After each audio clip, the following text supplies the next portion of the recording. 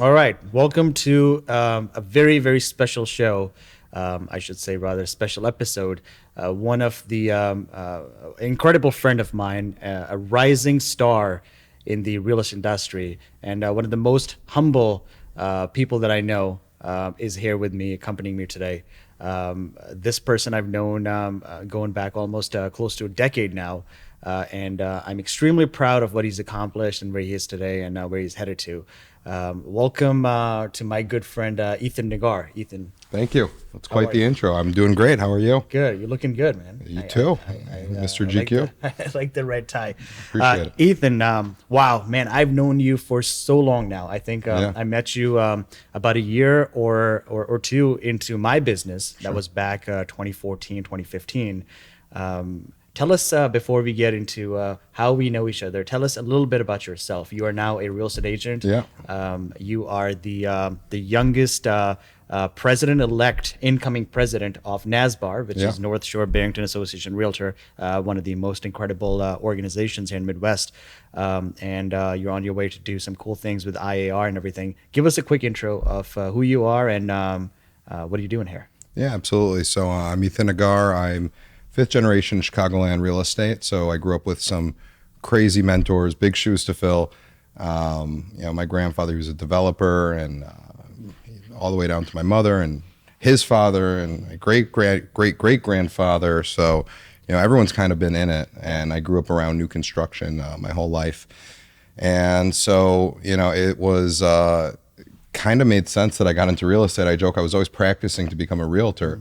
Since I was 16, I was working with my family at Americana Apartments in Highland Park. And we have some other properties in Glendale Heights and Wheaton. I was doing leasing, property management, and then the renovation of the units. So I got a construction background.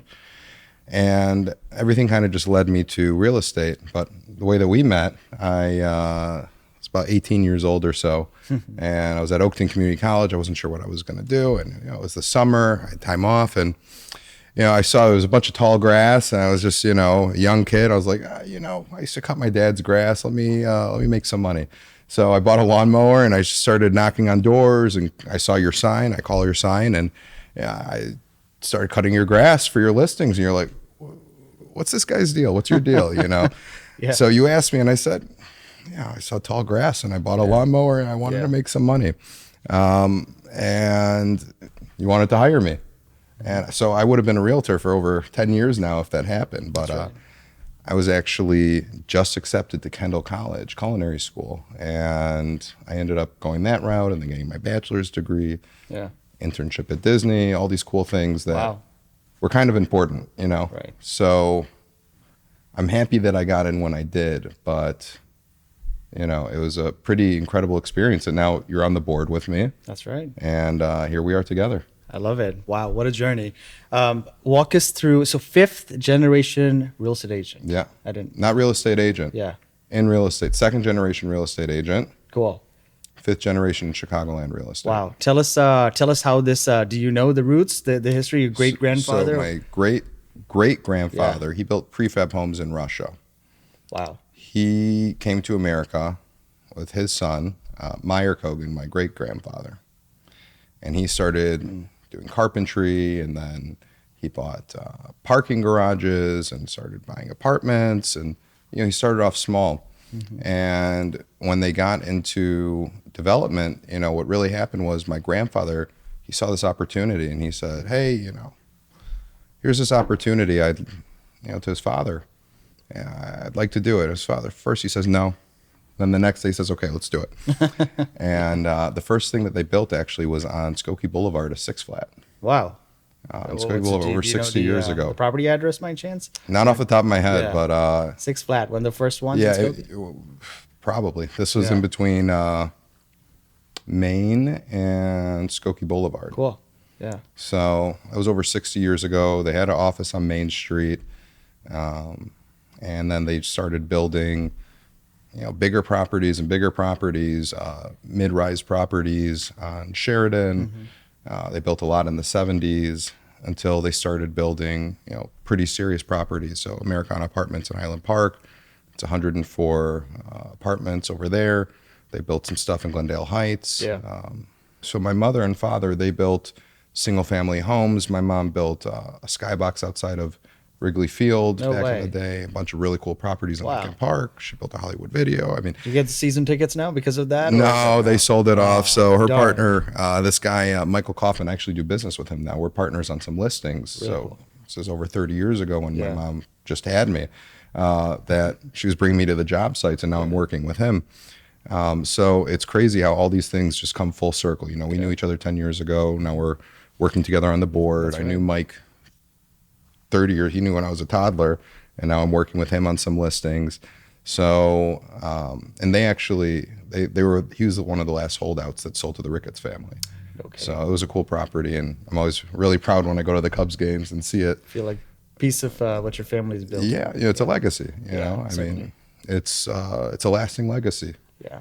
So, and then I grew up, around gorgeous new construction homes, a lot in Lincolnwood, East Lincolnwood.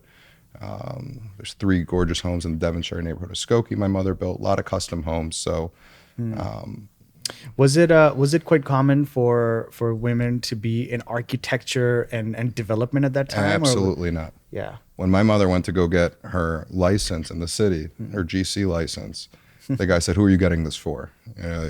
You're not a general contractor. What are you doing here?" And she was one of the first, really, that were really doing it big in the city of Chicago. Wow, incredible. Yeah. What are some of the lessons that she's passed on or kind of shared with you? Work hard, work hard. I mean, everyone in my family, they get up, they go to work every day, they hustle, find opportunities. I mean, she made her own opportunities. She started out when she was 23. She started a construction cleaning business and started doing huge contracts. And then she moved on into construction. So, and she was a woman in the early 80s, and it just wasn't done. She's dealing with all these contractors, and if you're a woman in the 80s, you got to be tough. Right. I Right. mean, otherwise these guys, they just weren't respectful. So she had to be really tough, and Especially in construction business. especially in construction. Even today. Yeah, even today. Yeah. My Aunt Julie Kogan in Florida, I've done some new construction projects with her. In 2019, we did some new construction projects in Boca Raton, Delray Beach, West Palm Beach, some full gut renovations. And I was talking to her on the phone the other day. She was dealing with something, and she said, I had this BS situation going on. She said, you wouldn't have dealt with it. They were talking to me that way because I was a woman, but she dealt with them. I mean, Wow. it's So you come from a family of these power women who are just Absolutely. taking on the challenge and trailblazing absolutely. for a lot of future. Absolutely. Super cool.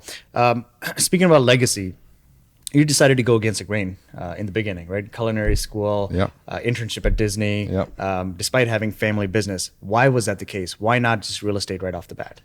I wasn't sure what I wanted to do. Yeah. And it seemed like the natural, I loved cooking. My parents, they worked a lot, and I learned how to cook when my mom was at a meeting at the dining room table with an architect. I said, "What's for dinner?" And she goes, "I don't know, wing it." I was like, "What does that mean?" She's like, "Figure it out."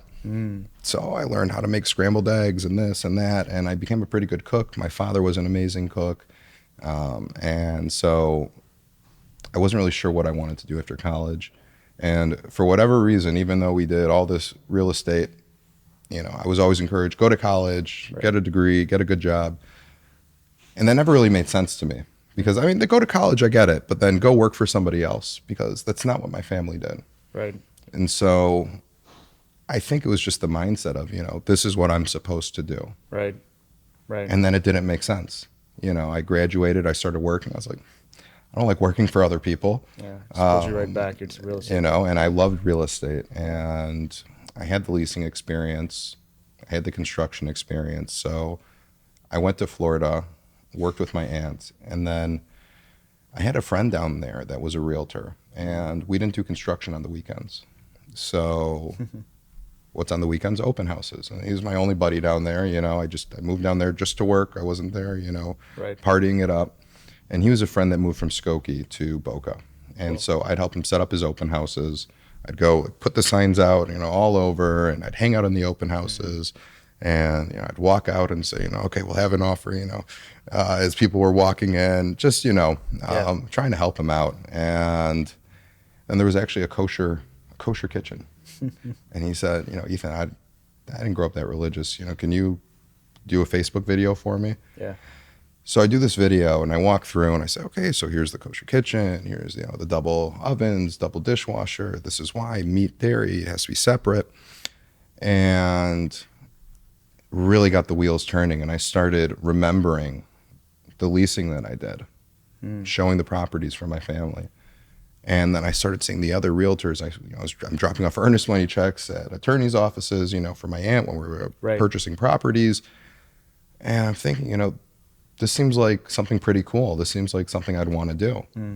So, my aunt, she takes on projects. She says, okay, I'm retiring. And then she gets bored and picks on. So she retired for a little bit. And I said, well, I got to figure something out. Right. First thing I did was I went back home, and I had just graduated. I was in-person classes. I switched to online when I went to Florida, National Louis University. So I just finished my bachelor's degree. As soon as I finished, took the real estate test. This was September 2018. I got licensed January 6, 2021. How many times did you have to take the exam? Because I know twice, it's not easy. Twice. Okay. No, actually, no, the timeline's wrong. It was 2020 Yeah. that I graduated, and then 2021, January 2021, I passed, hung my license. Took me 2 times. Yeah. I was pretty You're pissed committed. off the first time. Okay. It was my birthday. I remember September 30th, 2020, and I was really, really upset. I was just like, damn it, I really want this. Yeah. So, I hit the books, made flashcards. Yeah. I told, it was COVID, so Right. I told all my friends, I'll talk to you later. Yeah. And I disappeared for 2 weeks. All right. Right. I just studied and studied and studied, and then I passed. Cool. Man, what a crazy journey. So fast forward, you're with Jameson Sotheby's, I believe that's a brokerage you're with, known for luxury and kind of boutique brick and mortar firm. You're building a cool, successful business, but you are also extremely dedicated to the organization, right? And I kind of want to learn a little bit more for younger team members that are watching, or for newer real estate agents or seasoned. Why was it important to put so much prospecting and building your team, which you're still doing, but really dedicate and focus more towards building the actual organization? That you're part of NASBAR right now, and committing and dedicating so much time to it. What was important about it? You're volunteering your time. Share with us a little bit more about your journey to becoming a director, a board member, and youngest president-elect, and now on your way as an incoming president of NASBAR. So initially, all I knew of NASBAR was that's where I paid my dues. Right. And I remember I was in Jameson team call, very beginning, and managing broker goes to Travis Wallace, a good friend of mine. Congrats, Travis, you got Rookie of the Year at NASBAR. So I was like, okay, what's that? So I asked Travis out to drinks, pick his brain a bit, and I said, what's the deal with NASBAR? He said, well, I joined the Young Professionals Network, and I got more involved, and then I went onto the board. So I was like, okay, and then he suggested, why don't you join the Young Professionals Network? So I joined the Young Professionals Network. So let's pause there. What is Young? We know Young Professionals Network, but for people that are completely clueless, what is YPN? Sure. And why is it important to be part of YPN? So YPN, it's our leadership incubator in my eyes. It's also, it's a network and a community for young agents to collaborate with each other, talk about the pain points of being a newer realtor, being in the industry. Right. There's also mentorship opportunities. There are people that come to our events, also that are on the committee that are pretty seasoned. So it's really, it's a lifeline to be involved with other agents. And this could be a very lonely industry if, if you're just working independent and you just keep to yourself and you keep your nose down. And, the camaraderie and being around other agents, to me, it's been it's energizing, because we get to talk about different ideas, different pain points. How are you successful in getting offers accepted? How are you dealing with, objections from clients? And it's really, we sharpen each other. Wow. So, it's the community, and it's also the byproduct is leadership. People get involved, people see the value of the board. And at the end of the day, the board, it does a couple of things. The biggest thing in my eyes that the National Association of Realtors does, and Illinois Realtors, and NASBAR for that matter, is the advocacy. Okay. I'm an RPAC major investor. I wear my I see pin that. proudly. Yes.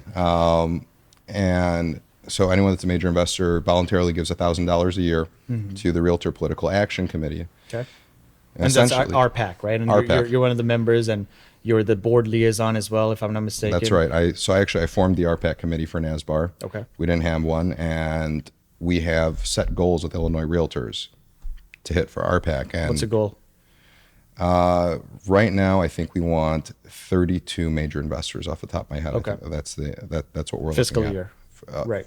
Year over year. Right. Okay. So, and we're about halfway there. So, NASBAR, we have a ways to go there. So I thought it was highly important. We need to create this committee. So I'm part So of what does a committee do, Ethan? I mean, 32 major investors, $1,000 to be at 32 grand, right? I mean, that's from Illinois, and that's just one board. Yeah. What is the committee responsible for? Well, the committee is responsible for raising RPAC dollars, Okay. getting the message out there so people actually understand what RPAC is, Okay. and translating that value. So we created a legislative scorecard to show all the different RPAC wins, and just going in a little bit about what RPAC actually does. At our government political issues committee meetings, we have certain candidates that are pro-realtor positions that we want essentially to win the election. And we make a recommendation to Illinois Realtors, to their RPAC trustees, and then they decide whether or not they're going to give RPAC dollars to those candidates. Okay. Most of the time we give a suggestion, they trust us and they go with us, and they do give those contributions. So basically, we're protecting private property owners' rights, we're protecting the real estate industry, because we're influencing these politicians and we're having a voice. Wow. And it's very powerful, because without that, there are all these horrible, horrible ideas that could really screw up the industry, can mess with private property owners' rights, with different investors, with development. So I attended a lot of the Skokie affordable housing ordinance meetings, because there were some harmful proposals that would have hindered new development in Skokie.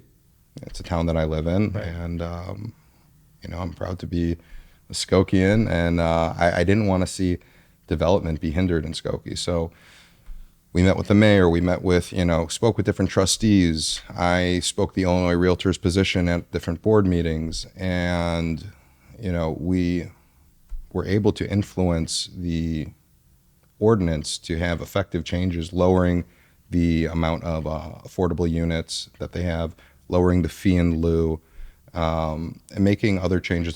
They wanted the proposal to be 40 years, which it's a damn long time. We lowered it to 25. So that's real advocacy right there. And since then, there's been hundreds and hundreds of apartments that have been approved in Skokie. Wow. So you actually made a difference with that. Yeah, I think so. Yeah. Sorry for getting sidetracked, but okay. So YPN, you're on the board, right? You joined the committee. You joined the YPN organization. Then to walk us through the journey. Then what? So I got really involved with YPN. I felt it was around for 1 year, and I felt that there was a lot of good work to do. And me personally, I enjoy being useful. I enjoy giving back and building a legacy. And what the result of it is you bring up new leaders behind you. You create an atmosphere where leadership can grow and flourish. So we spearheaded, myself, Shannon Johnson. She was the chair at the time when I first started, and she asked me to be her vice chair. And so we spearheaded the 3 annual events that we now have, our Spring Fling and Fall Fest and Naz Barbecue. And they're really well-attended events. We generally get 85 to 120 people to those events, which across the state, that's, other YPNs, that's pretty good. especially per capita of the membership that we have compared to some of the other mega associations. Sure. I think that, we really do well. And we have a very robust network. So I did a lot of heavy lifting there. It's because I think it's really just because I enjoy being useful, and I saw that there was a need, and I saw that there was room for the YPN to grow. And so I got really involved in that. I got involved in the Government Political Issues Committee. And it just kind of led to me, I said, okay, I think I should apply for the board. I said, this is a great organization. Right. All the leaders there are amazing. They're such inspiring, sharp people that I want to be around and that I learn from every day. Even the staff is amazing. They're so knowledgeable and helpful, and it's an association that really does help the members. If you want to have a relationship with them and you walk in, you're going to know the person at the front desk name. You're going to know Regal and Monty, and you're going to know, Mike, if you need anything with your, if your phone is on the fritz or you need a new your computer's broken, anything, they help Kim you. Davis, who's Kim Davis is amazing, extraordinaire, and then of course, right away she gets everything out. And yeah. Jeff is he's an amazing leader. He's an amazing leader, so knowledgeable. He has the institutional knowledge. He knows everybody. He's a great guy. So you're like, I am. This is an incredible opportunity. I'm going to apply for a director position, right? So and how old were you when you applied? If you're like 26 or so. So you're one of the youngest directors as well, fair to say? Probably. Yeah, probably. For someone who's newer in the business, because at that point you're probably maybe a year or 2 year in business. About a year in, yeah. Right. How has that helped your business so far? So it's easier to get deals done when you know the agent. So first of all, right there. So, I've met so many different agents and, built real rapport and relationships with them, not just, acquaintance, from far away. I know these people. Right. And, even I'm looking at an off-market investment opportunity. And one of the agents that I was speaking with that I met through the NASBAR, they're really trying to work with me to make this work. So, it's helping me, it's helped me in that way. And,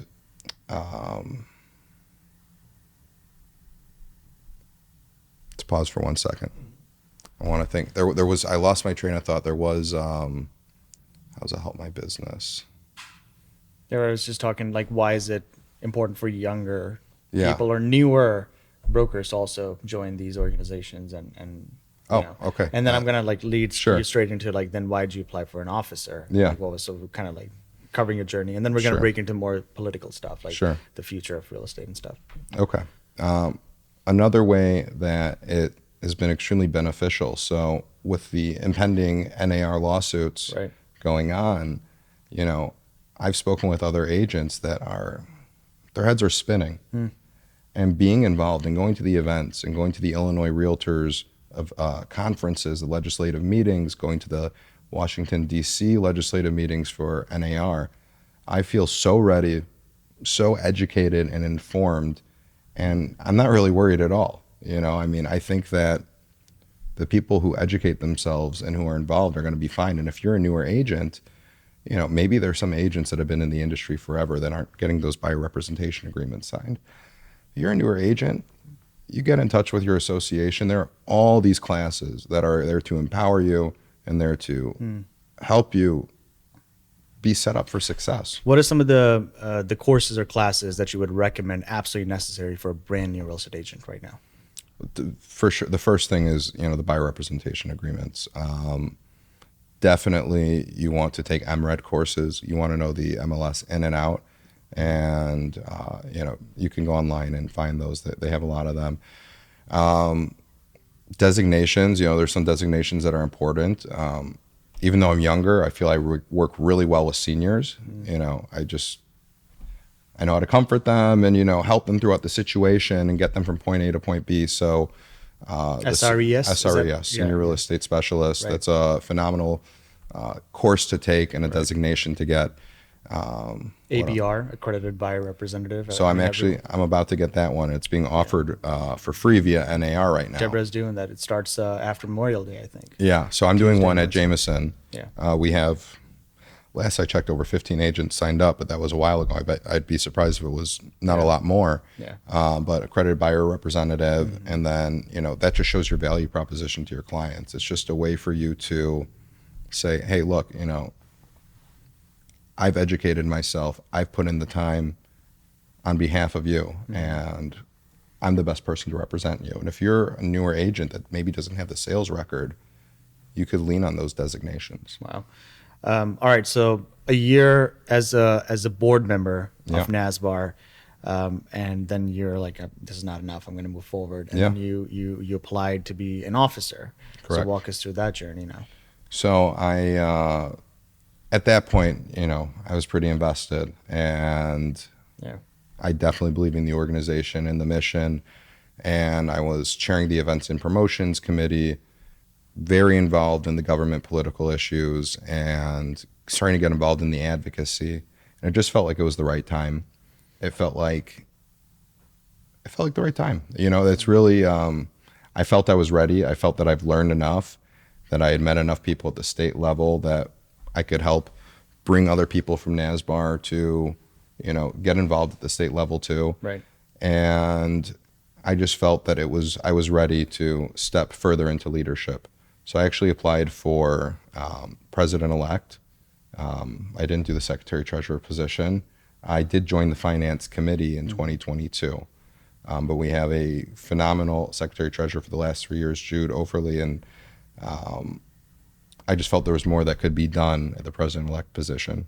So that's why I went for that. And, the youngest in 106 years. Very, very which, cool. Going into that interview, it was a little intimidating, a little bit daunting. Yeah. But, my advice for anyone is, if you're in leadership, whether you're showing up at a board meeting or a committee meeting or an interview, come prepared. Come prepared. Take the time, do a little bit of homework, do a little bit of research. If you're coming to a board meeting and you don't know what's on the agenda or anything like, you shouldn't be there. It's a question if you should be there or not. You definitely shouldn't be talking. You shouldn't be, saying anything. So, I did my homework. I made sure that I fully understood NASBAR's strategic plan in and out,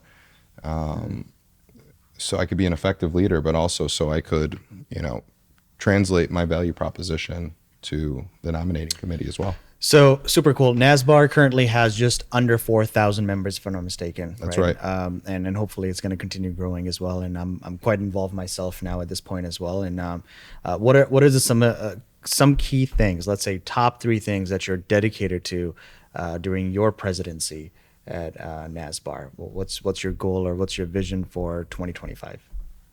So pause for a second. The 3 initiatives I told you about? Can you talk about them, or do you not want to talk about them? So the thing is, I just don't know how we're going to roll it out or anything like that. But I think the main focus is going to be one member at a time. Take a step back. You don't have to be that micro. Just talk about maybe what you would like to see at NASBAR. Okay. Right. So what I feel important is NASBAR, at NASBAR, our motto is one member at a time. Yeah. That's not the mission statement. That's the motto, I suppose, right? One member at a time. One member at a time. And I feel it's highly important right now, with the tumultuous time we have in the industry, to lean into that, sharpen the value proposition. We have all these amazing services, things like Forewarn, AdWorks, SentryLock, Crexy. There's a whole media service that's available to all the phenomenal media service. We have an awesome media room. We have our office. Anyone can, part of your membership, part of your $180 you pay a year to NASBAR, you can use that space for your networking space. That's right, the campus. Yeah. I mean, 450 Skokie Boulevard. 450 Skokie Boulevard, Suite 1200. That's right. And I use it once a month for networking events. You could do a client appreciation event there. I personally use it as my office sometimes. I just come in and I do work. Yeah. If I'm in the area. And so I think that leaning into our members, letting them know, hey, because not everyone is taking advantage of this, getting this out in front of them, getting them out to our events more, because there really is, the more collaboration that there is, the better it is for the industry. Right. Fantastic. So one member at a time, focusing a little bit more on that. What are maybe a couple other things that you want to see through as an incoming president? Sure. Well, definitely RPAC, I'd like for us to continue growing there.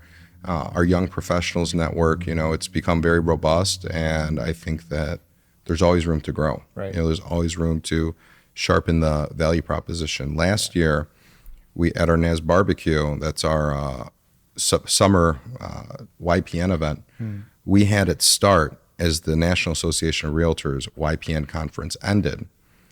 We got a shuttle sponsored by Illinois Realtors YPN and shuttled down a lot of people from the national conference over to NASBAR, and we're going to do that again this year.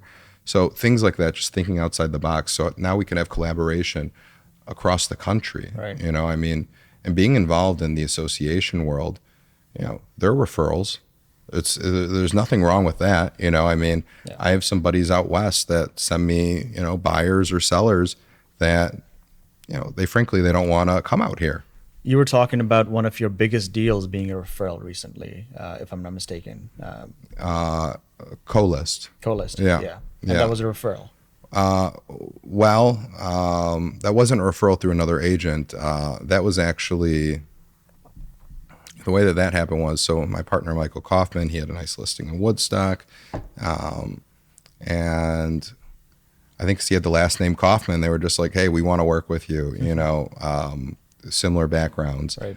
And that was actually the highest sold property in McHenry County last year. It was 2.835. It was a gorgeous Woodstock estate, 20 acres, 20,000 square foot home. It had a pond and 4 kitchens and everything. It just went on and on. I saw some of the not Snapchat, some of the Instagram reels. Yeah. They were quite fascinating. That property was great for social media. Yeah. It was that was a fun property, Yeah. honestly. It was a good time. Thank you. So let's switch gears.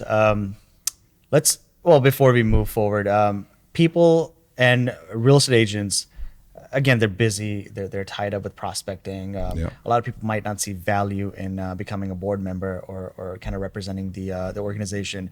Maybe 2 or 3 key things. You touch on referral. Apart from that, what are some of the takeaways? What is something, or what are some of the key points that people can expect to get out of volunteering their time or being part of a committee or being part of the board or one of the officers? People are going to start to look at you as a leader. Yeah. This wasn't really something that, it's not why I did it, but it's a byproduct. I had a real estate attorney call me the other day. They said, hey, I think there's something unethical going on in my transaction. Can I pick your brain about it? Yeah. An attorney calling me, the realtor. Yeah. And so, I was honestly, to you a little bit more. Yeah. So I was very flattered.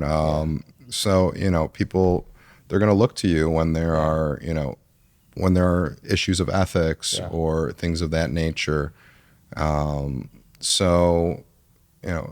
Repeat the question. Yeah, exactly. So a couple of things that if someone is volunteering or they're applying for a board member position or one of the committees, what can they expect to get out of it? Sure. So, the thing is, what I love about our committees, we have 17 different committees. Yeah. There's something for everybody. If you're interested, if you're very analytical, join the Contracts and Forms Committee or the Pro Standards Committee, which are really fascinating, but it's not my cup of tea for every day. So I was involved in the creation of the buyer representation agreement, the new one that NASBAR put out. And that was very, very interesting, but that's not, I was part of that because I felt it was important at the time. It's, the Contracts and Forms isn't where my heart is. Right. I love the political process. I love, the YPN stuff. The YPN putting stuff. The events together. Yeah. Putting the events together, building the network, the camaraderie. And it's really building a network. YPN, NASBAR YPN, we started going to Chicago events and we started going to Main Street events. Right. And now their leadership is coming to our events, and not just their leadership, their committee members. Yeah, that's fantastic. And so, a lot of the times, people look at people from other markets and they look at them as competitors. I look at all other realtors as collaborators. I can't get a deal done with you unless we have a meeting of the minds. Right. And so I think it really just being involved, it grows your network, and you never know when you're going to be, I mean, from everything that happened in Woodstock, I have a deal right now that I'm dealing with in Woodstock. And, I never know if maybe there's going to be a referral opportunity I want to send to somebody out there. Sure. It's very important to know Right. people, not just in your neighborhood, in your backyard. So it's really opened up. I mean, being involved at the state level, even, I know people in Champaign and Alton and Peoria, and they know me. And they know that I'm, in the North Shore and city of Chicago. Fun fact, went to high school in Alton. Really? Yeah, just for a year. Marquette Really? Catholic High School. Yeah. So my buddy, he went to dental school down there, and I visited a couple times, and I mean, it's like a really cool, I love American it. There's a bridge town. there, yeah, close to St. Louis, and I Yeah. remember from one of our classes we could see the arch, the Gateway Arch. On a Yeah, clear it's day. it's really a cool town. I mean, how did you end up over there for Yeah, 1 just, year? moved to US in 05. Okay. And that was kind of the end of junior year, early senior year high Sure. school. So stayed there for a semester and then ended up moving to Highland, Illinois, which is about 45 minutes east of St. Louis, and then finished my school right there. That was the final senior year, and then moved to Chicago for college. But yeah, it's just very random. Yeah. My aunt who lived in Highland, Illinois. And we just wanted to be close to them when we moved to US. Sure. That's And, interesting. yeah, Alton is where my cousins and my uncle went to Alton as well. So it was just kind of legacy. And Yeah, small wanted to be world. part of that. Yeah, but yeah, it is a small world, right? I mean, that was ages ago, but beautiful town indeed. Let's switch gears now, Ethan. Let's talk about a little bit more for the doom and gloom part of what's happening. All right, let's kind of lay it on table. Let's get into it. Things are going to get a little difficult, right? It's not going to be all rainbows and butterflies for next 2 years. Things are going to get difficult. I feel like a lot of brokers are going to leave the industry. It's already happening. I've seen quite a few people not renewing their membership. You're on the NASBAR board, of course. You're one of the officers. You're probably seeing a massive drop in applications, not just locally, but nationally as well. Tell us what your prediction is. What are you seeing out there? How is all this NAR stuff going to affect the brokers? And how many people do you predict or anticipate that are going to be exiting the industry? And what's going to happen to them? Sure. So it's a two-pronged question. How's it going to affect the brokers? Well, you're going to have to translate your value proposition. Come August, every realtor in the country that wants to show a property is going to have to have a buyer representation agreement signed and declare agency. So you're going to have to be able to sit down, just like we do on listing appointments, and have agreements signed. You're going to have to sit down with your buyers, not just they send you a property, 10 p.m. the night before. Can I see it 5 p.m. the next day? Yeah. That's gone. That's gone. That's totally gone. Yeah. This needs to be a lot more of a formal process. The buyers need to understand what you're doing, and they need to understand what agency is. And that's, and I actually think it's going to be better for, Qualified the industry seasoned agents. Though. Exactly. I mean, I don't think that's a bad part of the process. Right. Another thing that's happening is, on the MLS, they're not going to allow the commission to be there. So I have no idea how it's going to be, if it's going to be put on websites, if it's going to be put on social media. Time or websites, like you said. So we have to can't see. be on the MLS, We have to see. So there's going to be changes. Yeah. There's going to probably be more picking up the phone, talking to the other agent, communicating. Yeah. Do And- you see a lot of ethical or sort of unethical stuff, people's morality and morals and ethics being questioned? Because if I have a listing and someone calls and it's at 5% or whatever, I could tell them I'm only offering 1% co-op. I'm not saying that I will do it, but I'm just saying some brokers might take advantage of that negatively as well. Do you see a rise in some commission lawsuits and things like that as well? So commission's always been negotiable. Sure. That's the thing. Commission's always been negotiable. There's always been flat fees. So, and what sellers don't understand is it's always been negotiable. Yeah. So, I think that maybe there are going to be sellers and buyers over the next year that are going to say, maybe I don't want to work with a realtor. And I actually have a client that I sold their condo, and then they went out and they started looking to buy without a realtor. And that's fine. I mean, it is what it is. That's cool. Yeah. But then he calls me up and he says, I want to see this property. Yeah. And the way we were talking, I was putting an offer here, I put an offer there. So I meet up with him, and I built great rapport with him the last time. And so I say, hey, no worries, you were looking at properties, but how did you come back to me? Right. I want to know. And what he told me was, listen, I tried to get into properties, I tried to get offers accepted, and it was obvious that I needed to work with a realtor in order to be successful. Why is that? He wasn't Because able to land he it, wasn't or- even he wasn't able to get into the properties half the time. Yeah. He's submitting offers, and I mean, he doesn't understand the process. He Right. doesn't understand, average consumer doesn't know how to run comps. They don't know how to look at the property values. Right. And so, and they also don't have a temperature on, is this a market or a property that's probably going to go over ask? How much? Do they know how to negotiate with the listing agent? Do they know how to say, hey, I have this offer on the table. Yeah. How does this sound? And have those conversations to get to a meeting of the minds. Yeah. And so he felt it was prohibitive not working with a realtor.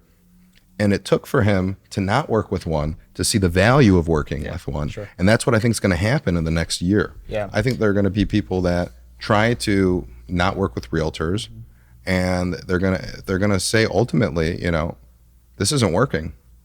And he came back to me, and first set of showings, I got him under contract. That's incredible. So I'm assuming that this time around, before working with him, you signed a buyer's agreement. Yep. And did you have any problem signing a buyer's agreement? No, not at that point. Right.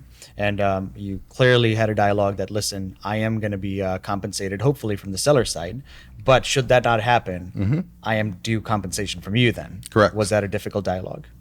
No, because I was able to translate the value. Sure. I was able to translate the value, and he was positioned to, if that was the case, he's in a position to compensate me. So let's role play a little bit.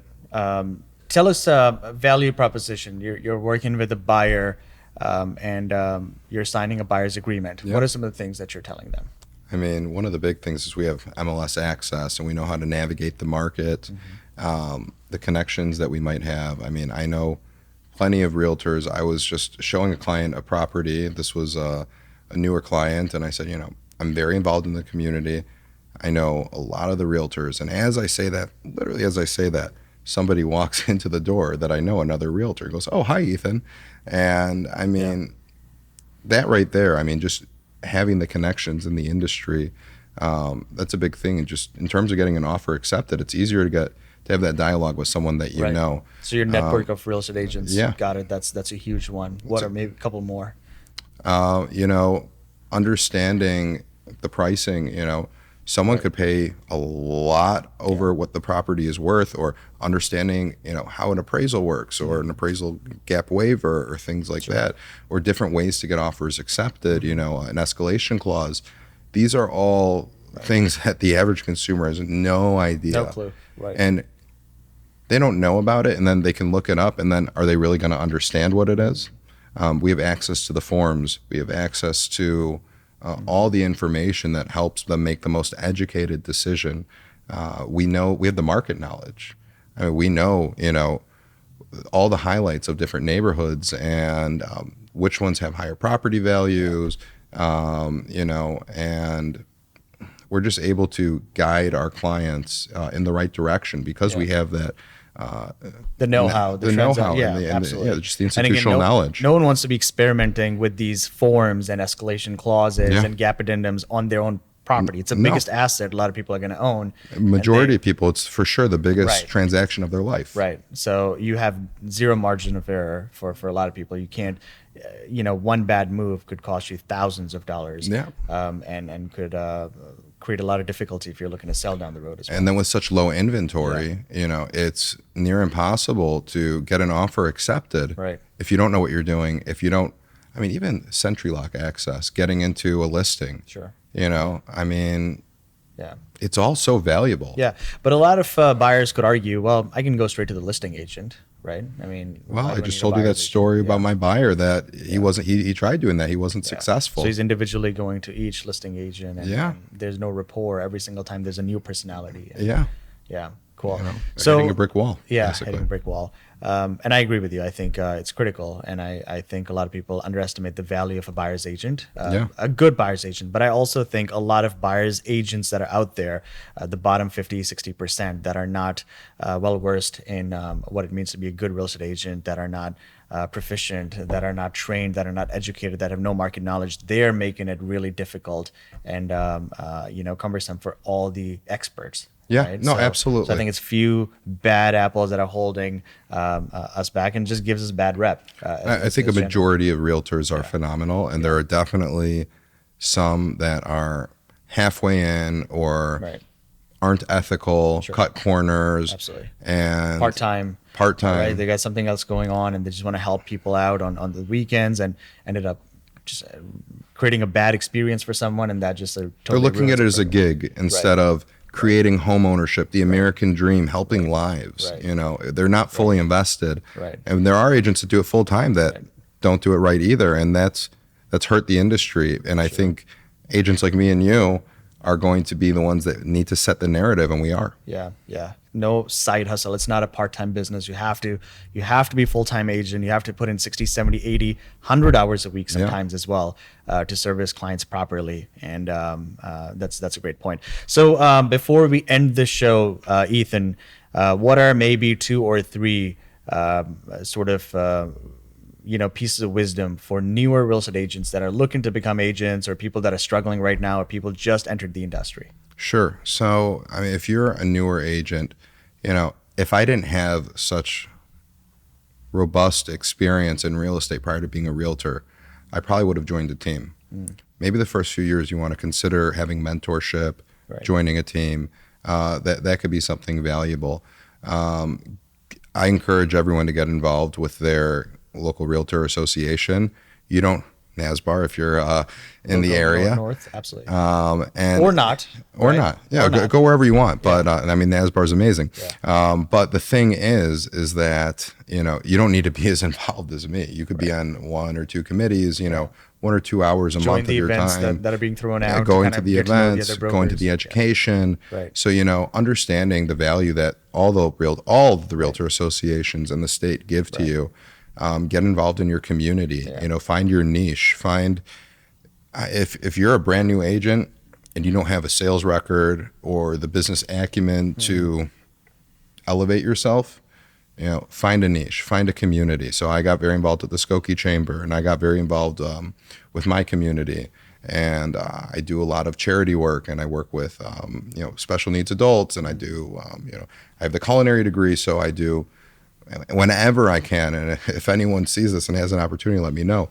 I love cooking for people that are in need, and people see that, and they want to, when you give back, they're attracted to you, and they want to be involved with you. Right. And you're also, when you give back to your community, then you're going to be able to work with people in your community. And I'd say the biggest thing is, the more you step outside your door, the more you leave your house, the more you pick up the phone, the more you talk to people, the more opportunities are going to come your way. Wow. Yeah. Nothing is going to happen if you're stagnant, sitting at home, posting on social media here and there. Nothing. You need to leave the house. You need to get out. You need to shake hands. You need to meet with people. Sit down.